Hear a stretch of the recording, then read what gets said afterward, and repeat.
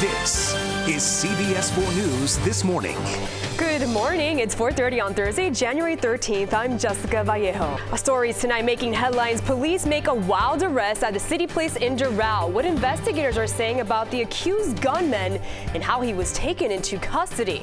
Also at 4:30, huge increases in rent, but not your bank account. How residents of one apartment building are fighting back. And the Big Brother effect to the extreme. Right now, why state lawmakers have all eyes on the classroom. The changes you could see up next. Now let's get to your forecast. Meteorologist Austin Carter is in the studio. Austin, what a chilly forecast.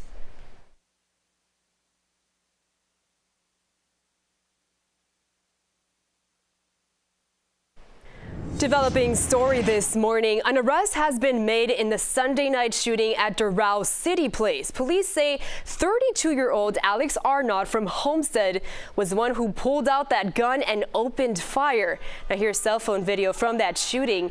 Luckily, no one was wounded, but Arnott is now facing many charges, including attempted felony murder. Now at 4:30, residents at an apartment community in Hialeah say they will soon have to pay more than 60% more than they did last year. The community took to the streets to protest the massive increase in their rent prices. Similar outrageous increases are also being seen all over South Florida. According to a recent study by Redfin, rent in our communities jumped an average of 36%. It seems no matter how high prices are, these places are still in high demand. CBS 4's Bobeth Yates has that story. Bobeth. About 40 Hialeah residents making their voices heard, chanting, "We're here, we're not leaving." Our rent usually was like $850 for the longest time, and they slowly incremented it like to $900, then $950. Last year was to $1,000. But days before Christmas, the residents were informed by the new owners who purchased in December that come February 1st, their rent will jump once more, this time. And rent is not the only thing outrageously expensive right now. Prices for just about everything are rising in the fastest pace in almost 4 decades. The U.S. Consumer Price Inflation Index rose 7% over the past year. That's the steepest climb since 1982. And that's according to data from the Bureau of Labor of Statistics.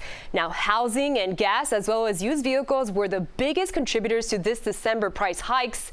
The Biden administration says it's optimistic, though, that the inflation will calm down in the second half of the year. And also this morning, 3 different cases are now leading to charges for 3 different police officers. Case 1 happened in Miami Gardens gas station. A man you see in this video was being restrained by police when Officer Javier Castano kicked him in the head and then placed his knee on the man's neck. Castano is now facing 2 counts of battery. The second case happened near Hialeah, where Miami-Dade officer Joseph Diaz responded to the call of an intoxicated man. The man then begins to walk away and he insults the officer. Tell me what you just said to my face. I called you. Why'd you do that? Because I felt like it. Yeah? Because I Put your felt hands like behind it. your back. No. Get out of here. And investigators say Diaz shoved the man and falsified an arrest affidavit. He's now facing charges for felony misconduct and misdemeanor battery. And the third case, Opa-locka police captain Sergio Perez and a sergeant get into a verbal argument. According to police reports, Captain Perez fired a taser at the sergeant. As a result, he's now facing battery charges. And now to the coronavirus pandemic. According to the CDC, Florida saw more than 71,700 new infections.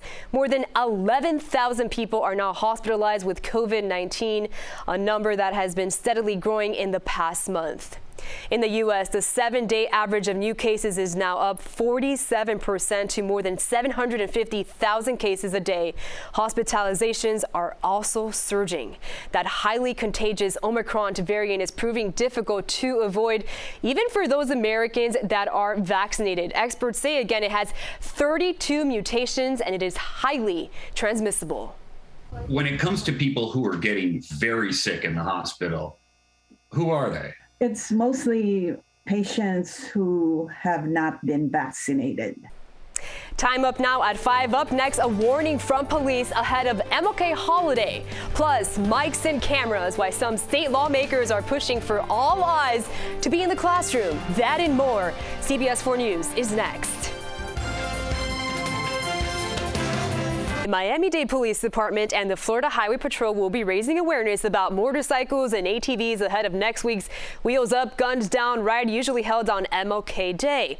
Yesterday, the Broward Sheriff's Office, along with several other Broward police agencies, revealed how they are getting ready, and they are sending warning to those who come here and are breaking the rules.